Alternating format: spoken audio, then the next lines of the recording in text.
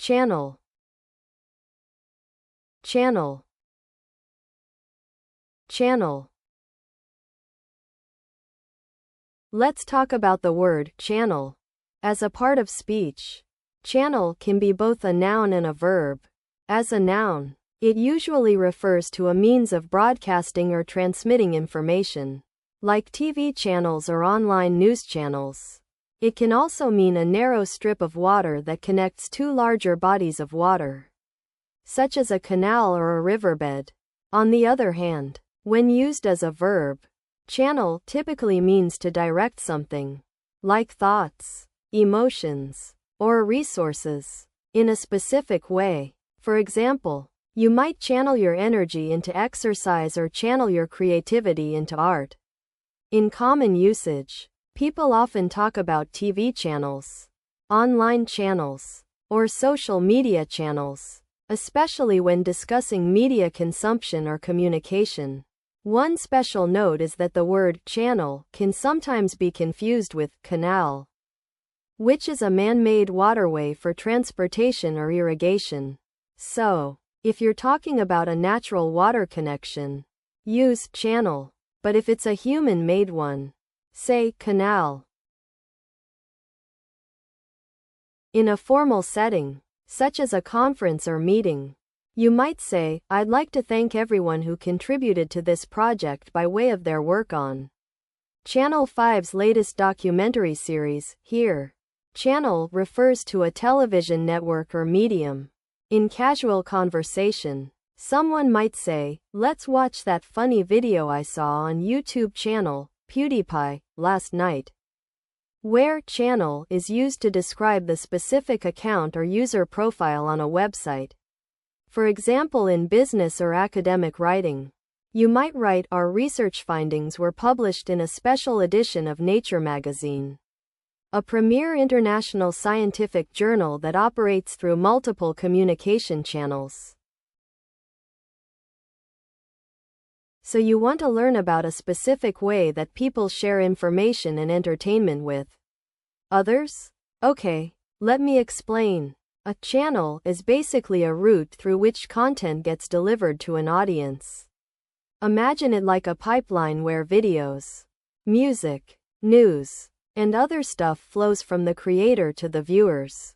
It's like a virtual shelf where you can find different types of content related to a particular topic or theme. Think of popular shows on TV or radio stations. There are all sorts of channels that bring us entertainment and information. In digital terms, people often use this concept for platforms like YouTube, podcasts, or online streaming services. So it's really just a way to organize and share content with others. Does that make sense? Chemical, chemical, chemical. Let's talk about the word chemical. The part of speech for this word is an adjective, which means it modifies a noun to describe its qualities or characteristics. In common usage, chemical refers to something related to chemistry, such as a substance that has been created through chemical reactions, like a medicine or a cleaning product. You might also hear the term used in everyday conversations. For example, when people say they need to wear gloves to handle chemicals at work, or when talking about the chemicals added to their swimming pool. A special note about its usage is that chemical can sometimes be misused as an adverb.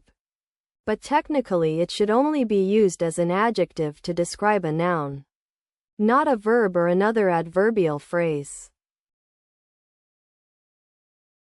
Here are 3 practical example sentences using the word chemical, along with context explanations. In a formal setting, such as a scientific lecture or a written report, you might say, "The new chemical process we've developed has significantly improved the yield and purity of the final product." Here, the speaker is presenting a complex technical concept to an audience that expects a high level of precision and technical accuracy. In a casual conversation with friends, such as at a party or over lunch. You might say, "I'm really concerned about all the chemicals in my new hair dye. I hope it's not going to damage my hair." In this context, the speaker is discussing a personal concern with someone they trust, and using everyday language to convey their feelings. In a business or academic setting, such as a conference presentation or a research paper, you might say, "Our company has partnered with a leading chemical manufacturer to develop a new line of environmentally friendly cleaning products." Here, the speaker is presenting information about their organization's activities and goals, using formal language to convey a sense of professionalism and expertise.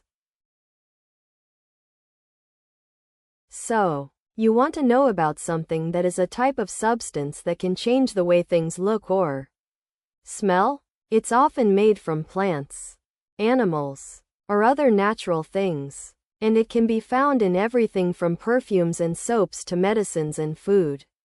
The main thing about this substance is that it's usually put on your skin or breathed in, and it can make you feel happy or relaxed. But too much of it can also make you feel sick or dizzy. Some people use it for fun, like in parties or festivals, while others use it to help them feel better when they're not well. It's a pretty common thing to find around, but we need to be careful about how much we have and how we use it, because too much of a good thing can be bad news. Classic. Classic. Classic.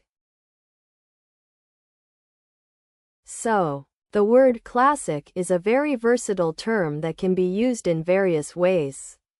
As a part of speech, it's primarily an adjective, but it can also function as a noun, especially when referring to a classic car or a classic movie. In common usage, people use classic to describe something that is considered timeless and of high quality. Think a classic novel like Pride and Prejudice, a classic song by the Beatles, or a classic car from the 1960s. The term can also imply that something has been influential in its field or has stood the test of time, such as a classic scientific theory or a classic painting by an old master. One special note about using classic is to be careful not to use it to describe something that's simply popular or trendy. While those things might be well liked, they aren't necessarily considered classics in the same way that timeless works of art or literature are. Here are 3 practical example sentences using the word classic with different contexts. If you're planning a formal dinner party at your mansion, and you want to impress your guests with your exquisite taste in music, you might say, "The jazz band is going to play some classic tunes from the Great Gatsby era to set the mood." This sentence uses classic to describe something that is timeless and of high quality. The context is a formal dinner party where the goal is to create a sophisticated atmosphere. On the other hand, if you're having a casual conversation with your friend over coffee, and they mention how much they love reading old books, you might say, "I'm more of an ebook kind of person myself, but I do have a soft spot for classic literature like Jane Austen." In this context, classic is used to describe something that is traditional or well established in the world of literature. The tone is relaxed and conversational. Finally, if you're writing a business plan or academic paper on the history of film, you might say, "The 1939 film, Gone with the Wind, is widely considered a classic of American cinema, still widely studied and admired today." In this context, classic is used to describe something that is highly regarded and influential in its field. The tone is objective and informative, suitable for a formal business or academic setting. So you want to know about this term that describes something widely recognized and appreciated for its quality, value, or significance? It refers to things that are considered exceptional or iconic in some way, like famous books, movies, songs, or even ideas. When someone says that a particular work of art is a timeless masterpiece, what they mean is that it's truly remarkable and has stood the test of time. Main characteristics include being highly regarded, influential, or enduringly popular.